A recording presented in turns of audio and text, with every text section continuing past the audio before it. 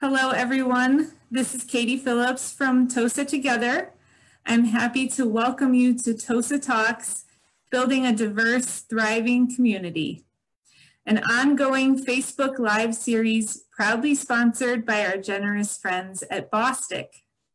This 3-track series provides learning opportunities and fosters meaningful discussions around racial and social justice issues in an effort to help build an inclusive, anti-racist community. Tosa Talks highlights the experiences and efforts of local neighbors, community leaders, business owners, and government or organizational representatives, and provides information from local experts on anti-racist, equity, and inclusion issues. We are happy to welcome Mayor Dennis McBride as our featured speaker for tonight's Tosa Talks Government Departments and Organizations presentation. This track streams live at 7 p.m. on the last Thursday of each month. We hope you will also join us for the Personal Stories track on the second Tuesday and the Equity and Inclusion Issues track on the third Wednesday of each month. All presentations are recorded and available on this Facebook page or on the Tosa Together YouTube channel. Each Tosa Talks includes an interactive question and answer session. We welcome and encourage you to add your questions into the comment section under this video. So, without further delay, it is my pleasure to introduce tonight's host, Catherine Reedy, who will introduce tonight's featured presenter. Good evening, everyone. This is Catherine Reedy from Tosa Together. I live on the west side of Tosa, and both my children graduated from Wauwatosa West School District. I have the pleasure this evening to be your host, and I'd like to introduce you to our guest, Wauwatosa's mayor of less than 6 months, Dennis McBride.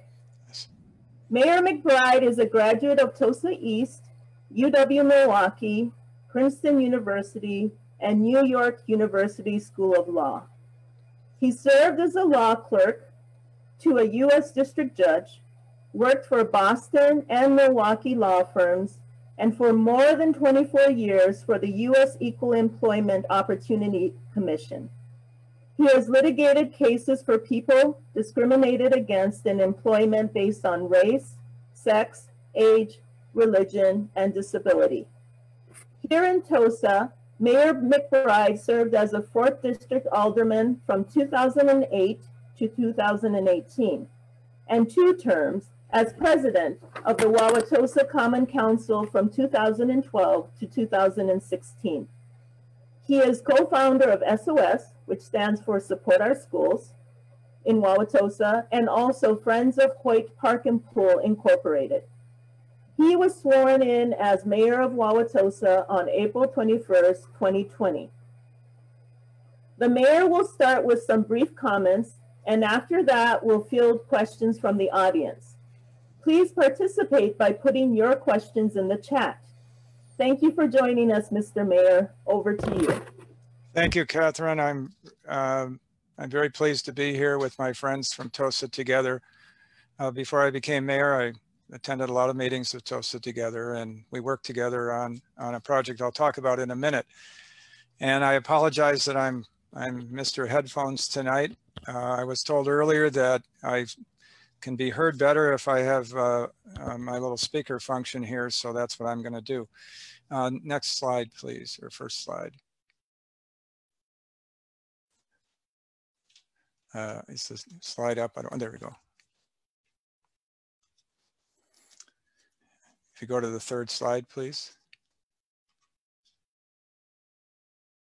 All right, just for anybody who wants to take a screenshot of this, you can listen to other interviews that I've done recently. You'll see the Earl Ingram show. I was on Lake Effect, WWM. I actually was on the Mark Belling show too. That was a little contentious. I was interviewed by the Milwaukee Journal Sentinel. I've been interviewed many times in my 5 months, but I was interviewed about the racist letter that was sent around to some residents a few weeks ago. And then remarkably, one day I was contacted by the British Broadcasting Company and interviewed later that day. And that appeared on September 8th. So if you're interested in hearing more from me about racial equity issues, you can listen to those. If you wonder why the BBC contacted me, it was about the racist letters in Wauwatosa, but then the interviewer got into, of course, the other racial equity and other racial issues that are affecting us right now. Next slide, please. So I'm sure a lot of you know this already, but for those who don't, the city has been involved in a variety of, undertaken a variety of initiatives lately to try to improve the way that we interact with all citizens. The first thing was we are in the process of purchasing body cameras for police officers. That, I believe the contract is coming before the Financial Affairs Committee in the next week or so. The reason it's taken this long, even though the Common Council approved the purchase a few months ago, is that the police have been working with various vendors to try to determine which body cameras were the most useful and effective, and they've settled on one alternative, and now the purchase is going forward. And we believe that by the end of this year, all patrol officers will be wearing body cameras on a regular basis. On August 4th, the Common Council adopted an ordinance banning chokeholds. The Wauwatosa Police Department is, at least in the last 30 years under Chief Weber, has never used chokeholds, but the Common Council wanted to make sure that that was a matter of city policy as well as department policy. So that was put in ordinance form. In late July, we adopted the Metropolitan Milwaukee Association of Commerce pledge to increase diverse management employment by 25% and diverse employment generally by 15% by 2025. Wauwatosa was the first municipality to join this effort. We may still be the only municipality, I'm not quite sure. We have implemented implicit bias training for all city employees and elected officials in addition to police officers. This was an initiative undertaken well before George Floyd was murdered, but it fits in well with the efforts that we're trying to undertake to promote racial equity. I went through the second round of that training today. The training is being given by Reggie Jackson, who many of you are familiar with. He gives training of this sort all around Milwaukee and actually around Wisconsin and in a few adjoining states. There's more about these initiatives and other initiatives on a page on the Wauwatosa website that you can see here, the Making Wauwatosa More Inclusive page. Next slide, please. Other initiatives that we've undertaken, the city created its Equity and Inclusion Commission in 2019. Tosa Together was one of the primary driving forces in the creation of that. Before I was mayor, I joined my Tosa Together friends in calling for the creation of that commission. Excuse me. The city is going to start holding facilitated dialogue sessions led by representatives of the Zeidler Center beginning on October 3rd, and then there are going to be a few more sessions in October. This was an initiative that, again, was the planning for this began in January. The COVID pandemic delayed our implementation of this. We are working on equity initiatives in housing, healthcare, and more. There's been a lot of focus on the police, but when I became mayor, and especially after the George Floyd murder, I challenged at a weekly meeting with department heads. I said, we need to tell the public what we are already doing. We need to tell the public what we are working on doing, and then we need to be creative about other things that we can do as a city, a government, and certainly department by department, come up with creative ideas. And I will tell you that during our current 2021 budget preparations. The mayor works together with the city administrator and all the department heads and the finance department to create the executive budget, and then we present it to the Common Council, and then it makes changes if it wants, and then passes that. That'll be done in November. But one of the things that we are doing every time we meet with a department, and we've been doing this for 2 weeks now, almost all day long.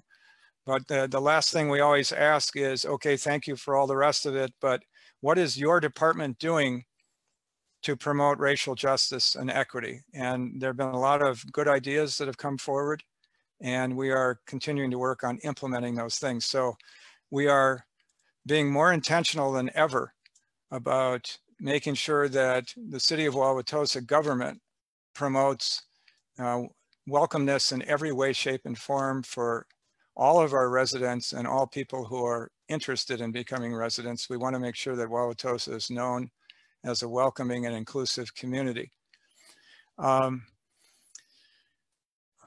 We also have in this Making Wauwatosa More Inclusive page, we also have a description of how city government works. There have been people who come to our meetings who get very frustrated because they expect that the Common Council and I will be working on this thing or that thing, and they don't understand how government works, how our committees work, when public comment is taken, when it is not taken.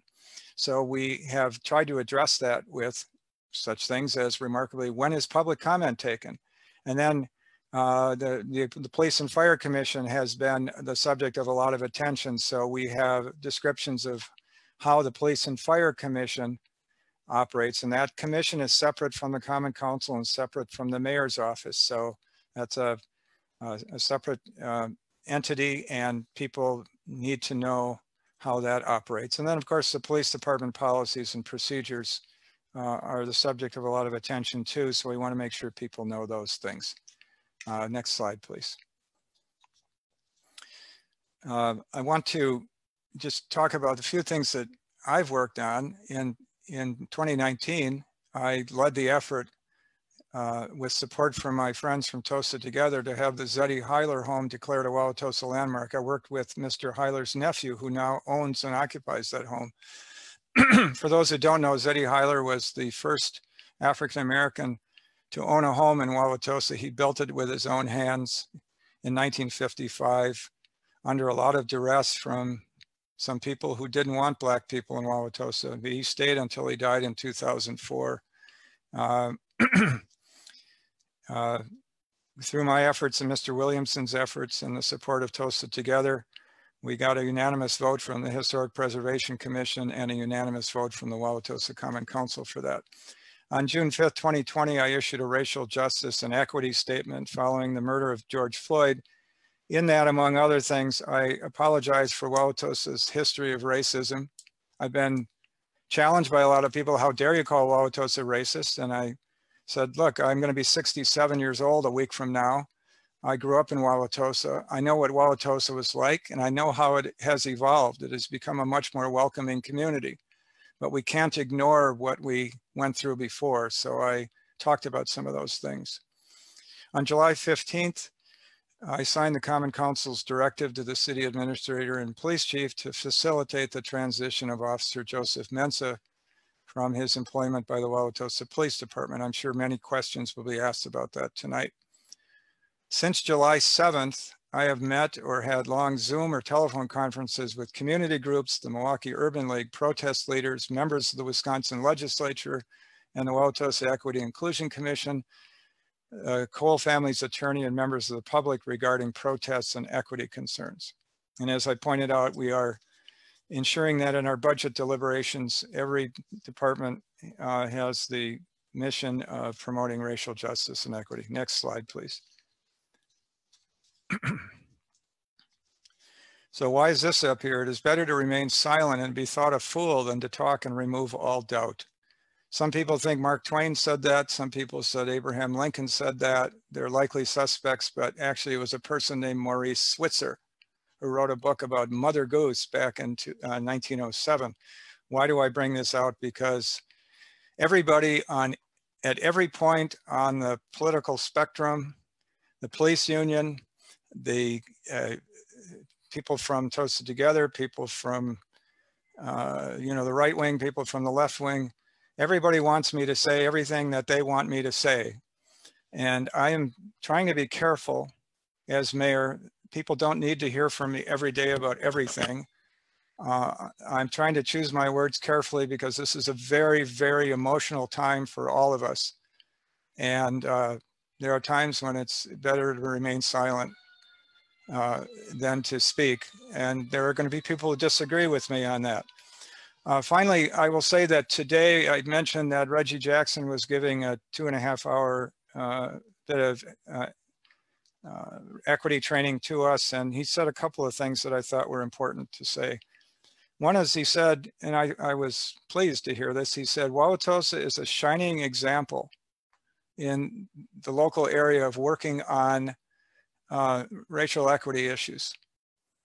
He applauded the city government. He applauded, for us having the training and these initiatives, but also the local community groups like Tosa Together that are working on this. He said that, as I've said to many people, in political debates or community debates and this racial equity, the protests and everything else, the issues are, there's no unanimity. He said we have people on one side and on the other side. He didn't assign percentages. I'll tell you what I believe is about 20% on the left, 20% on the right. And if you're trying to get something done, you're fighting for the 60% in the middle. He mentioned that he said, you're not always going to get the people on the one side or on the other side, but you have to work to get the people in the middle because you're not always going to be able to persuade everybody. But as an elected official, when I try to get something done, I try to appeal to those people who are persuadable. And that's what he was talking about. He said two other things that I'll share and then I'll shut up and take questions. The first is progress can be slow. It's measured in small increments. He said he used to be a special education teacher and that was particularly difficult on parents.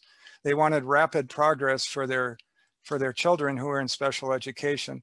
But he said progress is measured in small increments and then one day you find out that you made a lot of progress. Finally, he said, Martin Luther King said, we can disagree without being disagreeable. And he said, that's what we have to hope for in community discussions, that we can find our areas of agreement and acknowledge our areas of disagreement, but we should be agreeable rather than disagreeable when we do that. And I hope to have that sort of discussion tonight, and I'm looking forward to taking questions. So thank you for that. Thank you, Mayor McBride. That was a wonderful introduction to our evening. So I'm going to kick off with a question. The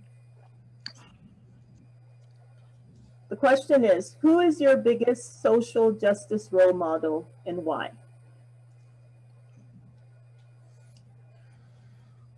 Well, I'm an old guy. I grew up during the centennial of the Civil War, and then at the same time was living through the Civil Rights Movement. So I'm going to amend that and say there were two people.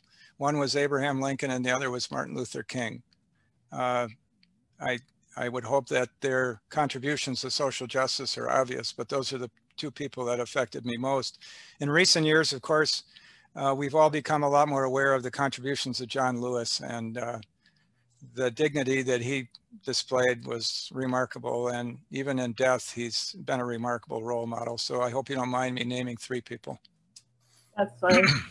And I know that John Lewis's book recently was published. I haven't looked at it yet, but maybe our audience would like to look at that.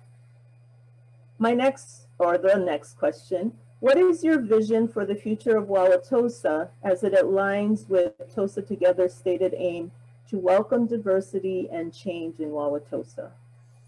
Well, I hope from my introduction, people understand that I've been working most of my professional and civic life on equity issues. I want Wauwatosa to be the most welcoming community it can be.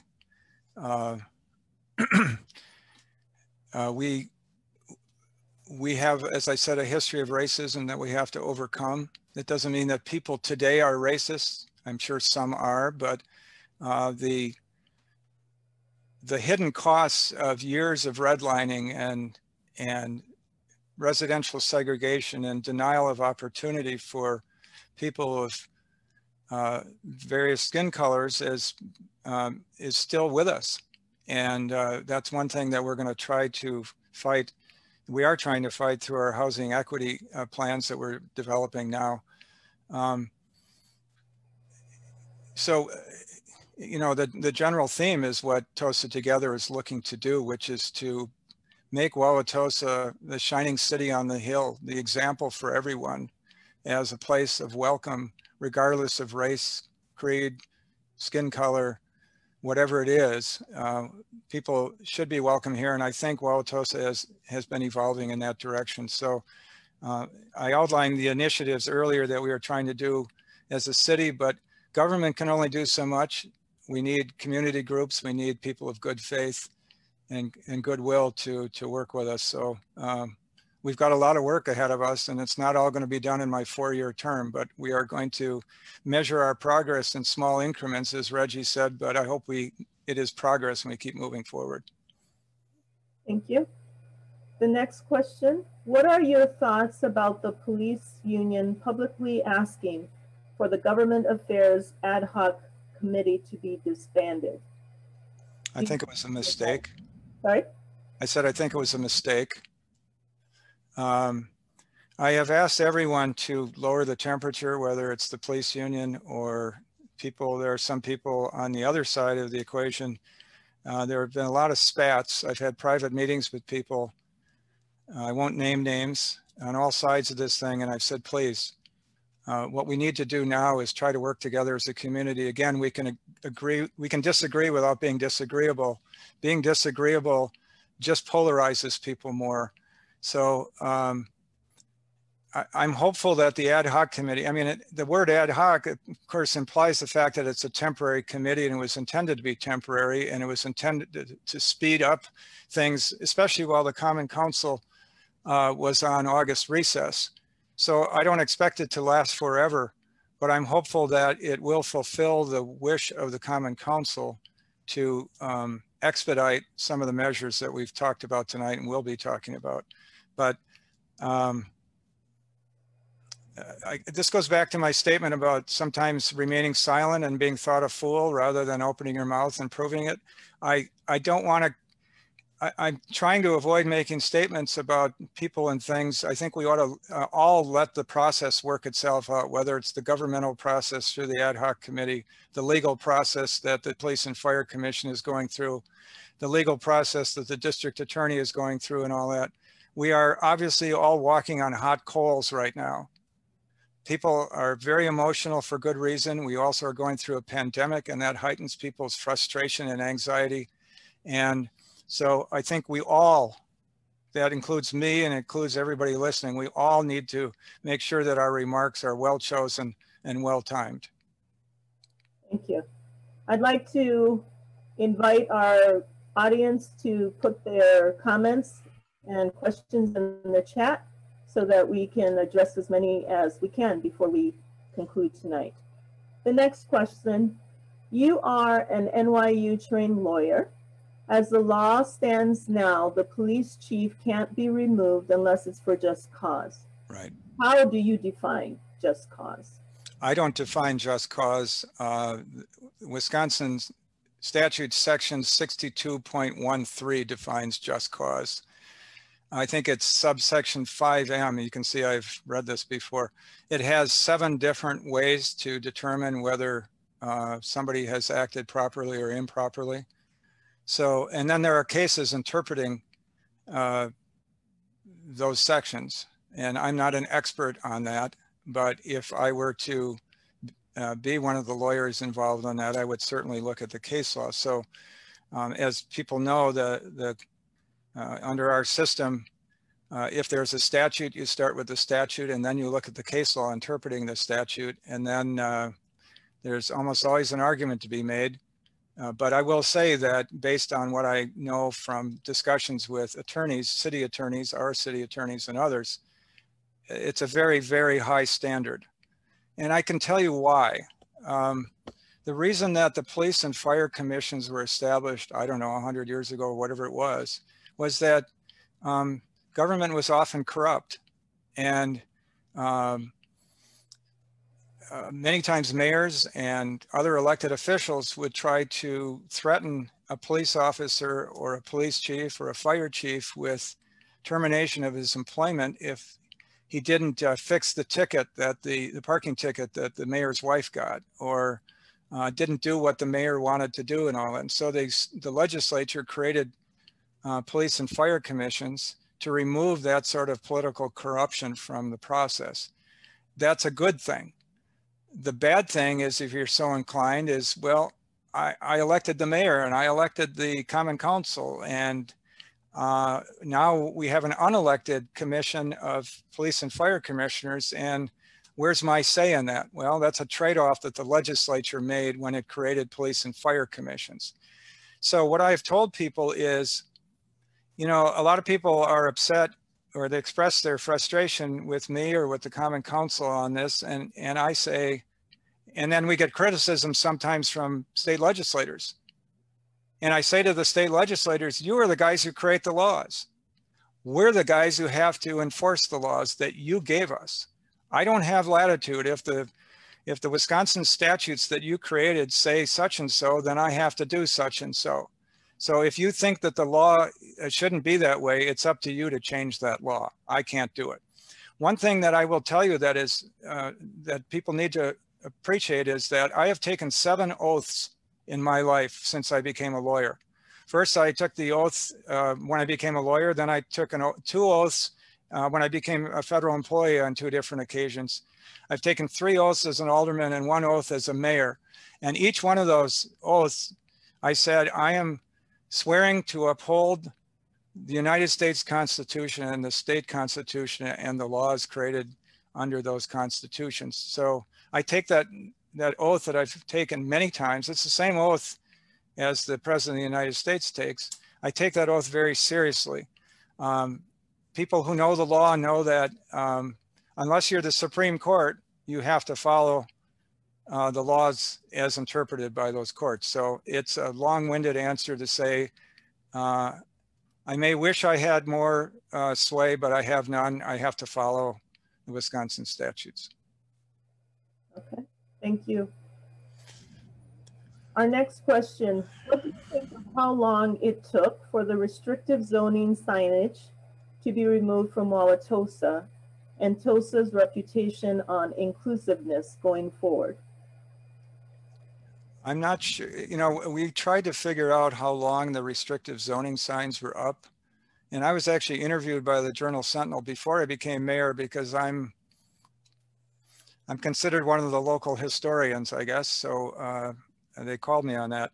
You know, I have done a lot of work for the Historical Society. In fact, I literally wrote the article, The History of Racism in Wauwatosa, in the April 2006 newsletter for the Historical Society.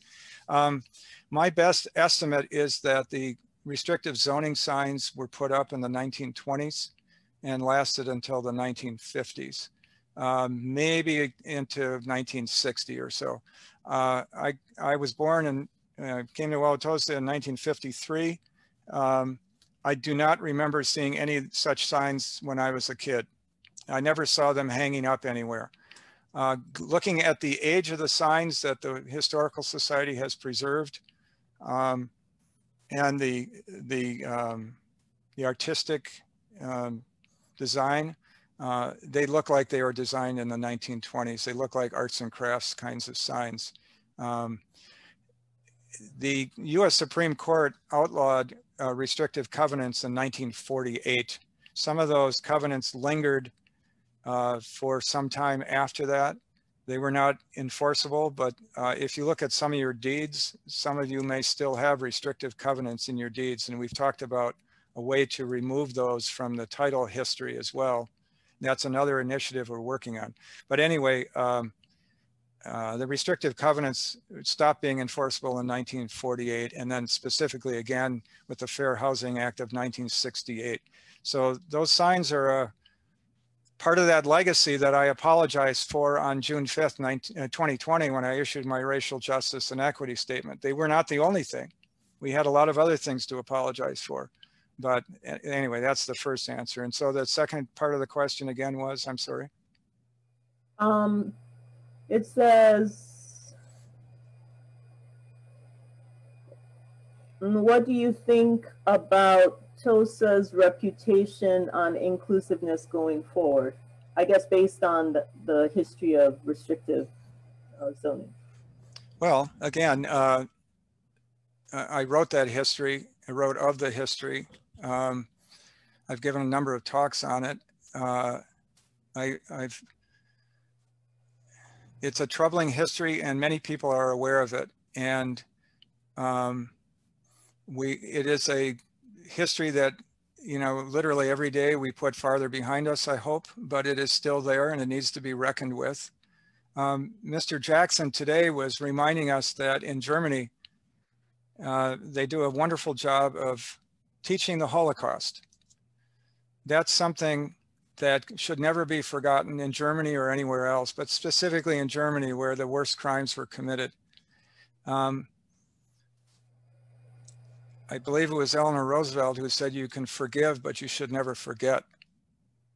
So we have to make sure that our children understand where we came from, or they won't know where we're going. And so I want to make sure we don't continue to suggest, imply, or state that Wauwatosa is a racist community. What we have to do is make sure we work every day to overcome that legacy the way the Germans have overcome the legacy or tried to of the Holocaust. So this kind of discussion we're having tonight is one of those small steps in progress, I hope. The initiatives that we are taking in the city government is another sign, I hope, that Wauwatosa is intentional about overcoming that shameful legacy. When they see community groups and the city government working in parallel or together, I hope that sends a very strong signal. What I think will overcome this most of all is the fact that when I went to Wauwatosa East High School, I was one of my classmates was the first African-American ever to graduate from Wauwatosa East. When my children went to Wauwatosa East High School, graduated in 2006, 2013, and 2017, they were going to school with a population that was 35 to 40% non-white. And I would not have come back to Wauwatosa and educated my children in the schools had I not seen a major change in that the makeup of the school population. So I think our children are going to lead us forward. We have to do what we can to open the door for them, and then our children will lead us forward. Thank you. We have a question on accessible housing. Can you more specifically address any efforts the city is making to provide more accessible housing? Thank you. Yes, it's difficult because Wauwatosa, you know, it's the old supply and demand thing. We have a certain amount of housing, and if it's highly desirable housing, you get a lot more bidders, and when you get a lot more bidders, the cost goes up. It's just basic economics. So that's one thing. I mean, I live on what I consider to be a modest street in Wauwatosa in an arts and crafts bungalow. And down the street, there's another arts and crafts house, and they just put it up for $470,000. It just blows my mind. I can tell you my house isn't assessed anywhere near that. So there are barriers to entry for anybody.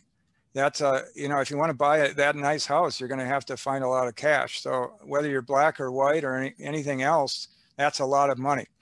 So what are we doing? Well, what we're trying to do when, you know, the city government has limited resources, but we still have resources. And so the Common Council a few years ago adopted an affordable housing policy. And it says that every time the city invests in housing, there must be affordable housing in that. So for example, if somebody builds an apartment building and they build it on their own, they don't get any city money, they can rent it to whoever can afford it. But if they want us to, if it's part of a tax incremental financing district and the city invests in that district, hoping to raise the value of the property tax base, at that point, then they must set aside some portion of that as affordable housing. The flaw in this, I wasn't on the Common Council when that was passed. The flaw in it is we didn't set a percentage. So what we hope to do is to create an amendment that would set a percentage of at least 10%, but we're hoping for something more like 20% as a requirement for affordable housing if there's city investment in it. So that's one thing. The other thing is that our finance director is working on creating a housing fund. It's difficult this year, particularly because we're in a recession and we've had all kinds of COVID related costs and our permit fees are down and all that. This is a tough time to be in city government, but he is working on trying to create a housing fund out of some of our, the proceeds of our closed tax incremental financing districts, which might be able to help people of lower socioeconomic status, regardless of race, creed, or color, to be able to afford to live in Wauwatosa. If you're a school teacher who can't afford to live here and you want to, a firefighter, or just a person in any other kind of job, if you need a little bit of help to get over the hump and you can come to Wauwatosa, that fund would be intended to do that. This is in the preliminary planning stages, so we don't know whether this will go and how much we can invest in it, but those are just a few of the ideas. Thank you. We have a question. It's maybe a follow-up to the just cause question, but how is the Police and Fire Commission chosen? Who serves and for how long? If there is dissatisfaction with the commission from the public, what channels do citizens have to give input to the commission? So the statute that I talked about earlier, section 62.13 of the Wisconsin statutes, which requires cities to have police and fire commissions, also states how the commissions are chosen.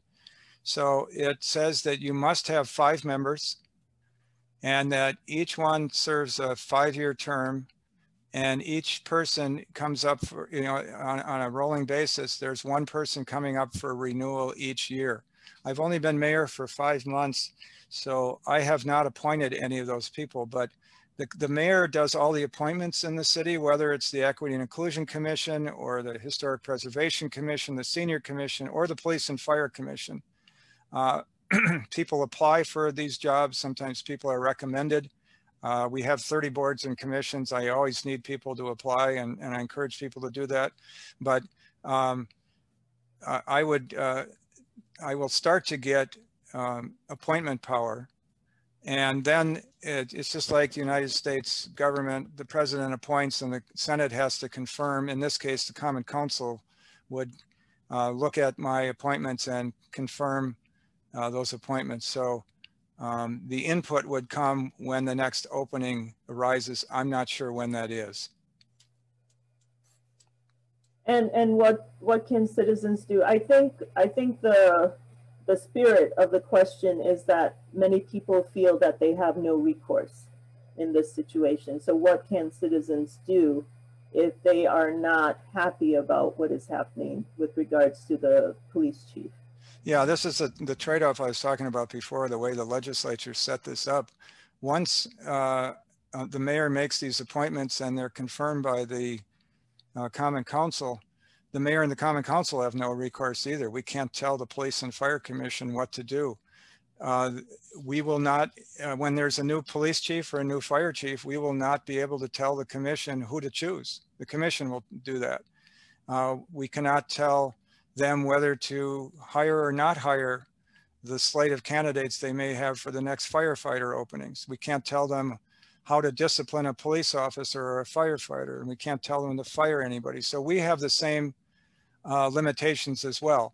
So what I would say to the members of the public who asked this question, the answer is at the time there is an opening for the police and fire commissioners to be appointed, that's the time when people should either apply themselves if they're so inclined and believe themselves qualified for that, or suggest somebody else, or they can write emails or make phone calls to the Common Council and to the mayor and say, I support this person or I don't support that person. But that really, that input is this really about the same limitation I have as mayor and the Common Council has as alder people, that, you know, we just get the appointments and that's all we get. We have no further control over the Police and Fire Commission. And that again is something that the Wisconsin legislature decided. Okay, so this is also related. Do you feel Wauwatosa's current budget proportions represent the right priorities for the future of our city? Police, fire, infrastructure, etc. And then a related question, if I can tag it on, is that I heard that the Common Council holds the purse strings. Is it possible to decrease the police chief's salary so that he is inclined to leave his post? Well, let me take the second question first. The answer is no, unless you're able to present an argument, a compelling winning argument that says that he should be disciplined, that there's just cause for discipline. Because under the prevailing law, as I understand it, to decrease the salary of a firefighter, a police officer, a police chief, or the fire chief during his term of service, his or her time of service, it would be considered a penalty or a punishment. It would be discipline, and you would have to meet the just cause standards. So the answer in the short term is no. The other question, the bigger question, is the budget. And as we are looking at the budget now, we are trying to get our arms around that question. And we have an opportunity in our city to hire additional police officers because we are taking over the policing of the county grounds. So actually the budget will increase for the police, but it is not really an increase in the sense that the current budget is going up. It is because we are taking over the policing of a major quadrant of the city that we never provided police for before. The county sheriff's department used to do that. But the real question is, so what should the police department look like and how much should we spend on it? We are taking a hard look at whether there are non-uniform positions that can be inserted into the police department that might allow police officers to do more of what they were trained to do and less of things that they were not trained to do. We ask our police officers to be social workers and IT specialists and journalists and communicators and a number of other things. And so we are taking a look at that. And out of that discussion, which is going to take at least a year, we just approved the hiring of an outside consultant from the East Coast to take a look at our police department functions and try to decide whether our current police department structure fits those functions. In other words, what does the police department do every day? And is our department structured in a way that meets those needs? It may mean that some of the additional positions that we're hiring for should be uniformed people, and may mean that some of them should be social workers. It's going to take a year for us to work our way through that with the aid of the outside consultant. So I guess the best thing I can say is stay tuned. We will have to have discussions with the community, with the police department, with the consultants, and try to follow best practices. Okay. I have a question here about the Wauwatosa School District, and I know that's a separate entity, but I want to ask it because someone asked me. Why not, huh? What can be done to make sure that the Wauwatosa School District implements a more diverse and thorough curriculum that takes a more intentional approach to teaching anti-racism? Well, I've worked with Superintendent Ertl for a number of years. I actually gave a talk on the history of racism. After I wrote that article back in 2006, he had me in, and I actually gave the talk to all of the employees of the school district before the school year started. And then on certain equity issues over the years, I was part of the long range planning committee, one of them that was about 12, 13 years ago. There's been one since. And then with Tosa Together, we addressed some of those issues, and I know you, Catherine, and others are still working on that. It is not my place as mayor to tell the school district how to function, but it is my place as a Wauwatosa resident, like all of you, to express our opinions to our school board members and to our superintendent about how we think that should go. And so I do have talks as a citizen with school board members and occasionally with Dr. Ertl. Thank you. And I would like to encourage our audience to express your views to the school board members and to Dr. Ertl, as they are pretty good at listening, and hopefully more change will happen in our school district so that all our children will feel welcome when they enter any Wauwatosa School District building. I will say, if I can just gonna add, as a resident, I spent a lot of time in the schools. I helped to teach the We the People groups, the American Government Special Emphasis, APSE things. I've done that for years and years and years, and I've worked with the East kids mostly, but also some of the West kids. And I don't see enough diversity in that program. And I've expressed my concerns about that. We need to just, it may just be going out and saying, hey, kid, you're really the right person for that. Why don't you get into this, And then it's been a problem, and we've all read about this over the years across American education, that even in places where there is numerical diversity, we often don't have enough interaction between Black kids and white kids and brown kids and all that too. And it's an ongoing problem, and we do have to address it. And when I'm in the school building, I try to address that. And I've been involved with athletics over the years too, and that's a bit of a melting pot, and that might give me an opportunity to help there as well. Thank you. We need our community involved in our schools. So yes, for all our listeners to be involved. I have two related questions. One is, are people of color represented on the Fire and Police Commission?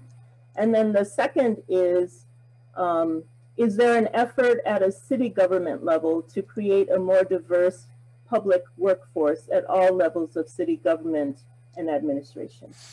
The first question, the answer is no, there is no diversity.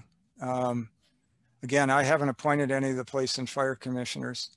All the commissioners, as far as I can tell, are white.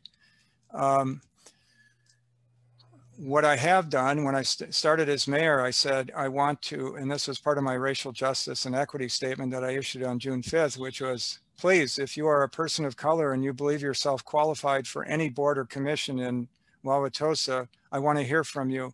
And I immediately heard from several people, highly qualified. I appointed the first woman of color to the library board, and I appointed the second person of color to the youth commission.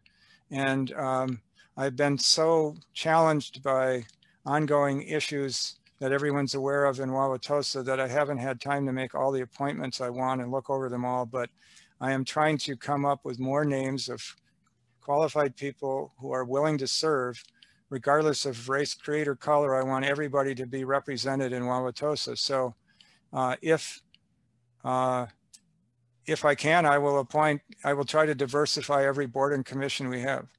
Let me just say that.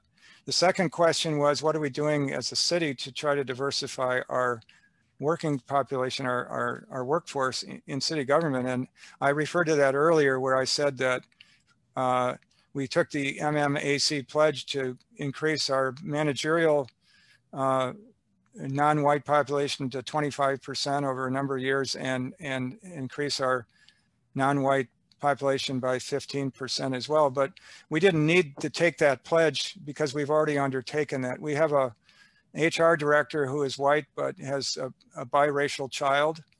She, I believe, was married to an African-American man. She is highly committed to diversifying the workforce. We have a Hispanic woman who's our deputy city administrator, highly committed to diversifying our workforce. I'm highly committed to that. Our city administrator is highly committed to that. And I believe all of our department heads are. I haven't heard a dissenting word from anybody in that. And I will tell you this, it's going to surprise everybody. If you look at the 4 quadrants of city employment, the police department being one, the fire department being another, the public works department being the third, and then all the other functions as the fourth quadrant. The most diverse quadrant in our employment is the police department. It's non-white population mirrors the non-white population in the city of Wauwatosa overall. So we are not resting on any of that. We are trying to make sure that our workforce mirrors not just the Wauwatosa population, but the metropolitan population, which is overall more diverse because of the city of Milwaukee than our city of Wauwatosa population. So that's our immediate goal, is to try to at least bring it up to the diversity in the metropolitan area population. Okay, so this is a good follow-up to your last statement. As mayor, how do you work with the mayor of Milwaukee and other local city suburban mayors to coordinate the development of equity and anti-racist policies and programs, as well as to explore best practices? When I became mayor, I became part of what's called the Intergovernmental Cooperation Council, or the ICC. And that council consists of mayors and village presidents from the 18 communities in Milwaukee County, plus the county executive. So most of the mayors and village presidents are white, but the county executive is African American. The village president in Brown Deer is African American. When the George Floyd murder came up, the ICC immediately swung into action and said, we need to be more intentional about equity and justice. Who wants to volunteer to be part of a working group, an ad hoc group, to make recommendations to the ICC in general? And I raised my hand immediately. Also in the group was the village president of Brown Deer, Wanda Montgomery, African American, Eric Brooks, the mayor of South Milwaukee, and I believe Brian Kennedy, the mayor of Glendale. And we came up with a series of recommendations that were first presented to the ICC board just about a week ago, and we're moving forward on that. In terms of working with the mayor of Milwaukee, I've known Tom Barrett for almost 50 years. Tom and I are exactly the same age. He graduated from Marquette High, and the same year I graduated from Tosa East, and we've known each other that long. We actually worked together for a year in the federal courts. So Tom and I pick up the phone regularly and talk to each other about issues of mutual concern. So we will I hope to continue that practice as well. Thank you. I have a question here on the pandemic. It is, what is the city doing in regard to COVID-19 disparities? We just had another discussion of that today. We have, like every health department in the world right now, we have challenges that we frankly aren't prepared to meet. We don't have enough staff for all that. We've hired additional contact tracers to help the public health nurses in our department. We are required to have a health department by state law, so we have that. And like every other department, literally every other department in Wauwatosa, we need more bodies. We need more, but we don't have the funds to hire additional people. We're trying to come up with money for a public health nurse, but we're also looking at other needs in the city. So our health department and our public health nurses and the contract tracers are working 7 days a week right now on a lot of this stuff, especially during the height of it earlier in the year, April, May, June. That was really a difficult time. All I can say is these people are doing what they can. They're working as hard as they can. It's a full court press, and please, people, if you're not wearing masks, wear masks, help them out. I'm sure most people on this, listening to this, are wearing masks, but we're just trying to encourage good practices. I will tell you as well that as mayor, I meet on a regular basis with members of the CEOs of the Milwaukee Regional Medical Center. And I spoke to Eric Conley, the new president of Frederick Hospital. He happens to be African-American, wonderful guy. I asked him before we passed our mask ordinance, I just said, I didn't want to tilt one way or the other. I just said, Eric, do you think we ought to have a mask ordinance? And before I could get the words out of my mouth, he said, absolutely, we've got to have it.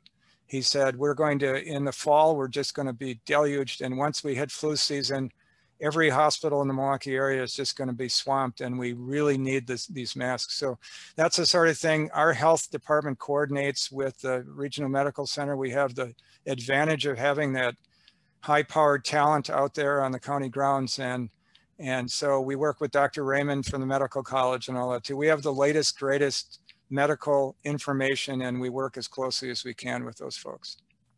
Thank you. And for our audience, I will mention this later on, but our theme for next month is on health. So some of these things will probably come up again next month. I have a question here. It says, this is looking back on our 2 questions ago. Is the city hiring on skin color only, or are you looking at qualifications? You know, what Martin Luther King said was, I want my children to be judged on the content of their character and not the color of their skin. So I also, as you know, worked for the Equal Employment Opportunity Commission for 24 plus years. You don't hire people on the skin color, you hire people on their character and their qualifications. So we wouldn't just hire somebody because they had the right skin color. We want to make sure that we have people who are qualified for the positions and are good team players. What's been the problem over the years, and I certainly learned this if I hadn't known this before when I worked for the EEOC, the reason you have implicit bias training is that people tend to hire people who look like them without thinking about it. They don't think they're racist. They don't think they're acting in a racist way. You have to overcome this notion of, I feel more comfortable with somebody who looks like me, talks like me, came from the same neighborhood I came from, same school I went to, whatever it is. So we just have to get past that. I will say that if we have hiring needs and people are equally qualified and we haven't made our goals of hiring people of color, then I think then and only then it becomes relevant. But we hire first for qualifications because we have an obligation as a city government to provide the best possible customer service to our customers who are our residents and the non-residents who come to Wauwatosa and use our services. Thank you. So we only have a minute left, and to round up, I would like to ask this question. How can citizens address racism? Or maybe if I can rephrase this, how can Wauwatosa citizens partner with you as mayor to address Wauwatosa's racist past and to make Wauwatosa a more welcoming community? Thank you. What I'm going to tell you, I'm going to answer that question the way I interact with everybody, whether it's a developer or somebody who's opposing a developer, someone who has a good idea, somebody who opposes that idea. And what I say is the mayor and the common council were elected by you, and we do listen to you. Doesn't mean we always agree with you, but we listen to you. I will say that sometimes the alders don't return their phone calls as often as they should, but send emails, make phone calls, let us know what you're thinking. I don't subscribe to this notion, but there have been alders in the past who will count the number of emails and see whether it falls on this side of the issue or that side of the issue. Stay involved. What doesn't work is just complaining, and frankly, some of the efforts that have been made by some groups lately to shut down our meetings or something to disrupt things, that doesn't allow us to move the agenda forward that you want us to move. What does work is quiet, persistent, informed interaction with your elected officials. Someone said, well, I talked to a woman last week. I already sent emails to the alders and they haven't responded. And I said, send another one and say, why haven't you responded to me? Well, then I saw the email come through from one of the alders saying, I'm sorry, I haven't responded to you. So that's why I say be persistent. That's how you get things done in a democracy or a representative government. The Common Council is much more powerful in its way than I am. I get to sign what they do. I could veto if I wanted, that's rare. but really the Common Council is where the action is. And so make your views known to the alders, and not just your alders, all 16 alders, because all the alders are supposed to represent all of the city, even if they represent a district. So if you send an email to 2 alders in your district, send the email to 16 alders in all 8 districts. So keep at it. You know, nothing is won by a one-off. If you're involved in an issue, if you are passionate about something, you're in it for the long haul. And on something like racial justice and equity, it's a long haul, right? The arc of justice is long, but the arc of the moral universe is long, but it bends towards justice. Well, to make that thing bend takes a lot of effort. It does. I must say that one of my alders has refused to meet with me twice, but as you say, I will persist. So that's the way to do it. Yep. So to our Facebook Live audience, I would like you to join me in thanking Mayor Dennis McBride for being here tonight. Thank you so much, Mr. Mayor, for sharing your ideas and experiences with us. It's always a pleasure to see you, Catherine, even if it's by Zoom, but I really appreciate the opportunity, and I hope I can be invited back sometime. Oh, for sure. We appreciate your time, and we know that you've had a very, very busy start to your term. Also, a big thank you to our Facebook Live audience for your time, as well as for your comments and engaging questions. I'm sorry that we couldn't get to all of them, but I know that your mayor will welcome an email if you have some questions that you still would like to ask him. I've created a monster now. I've created a monster. I've asked for emails. Yeah. Right. And they can tell you, why didn't you answer? There you go. We hope you found this presentation enlightening and inspiring. Please plan to join Tosa Talks again in October. We have 3 presentations all focused around the theme of health equity.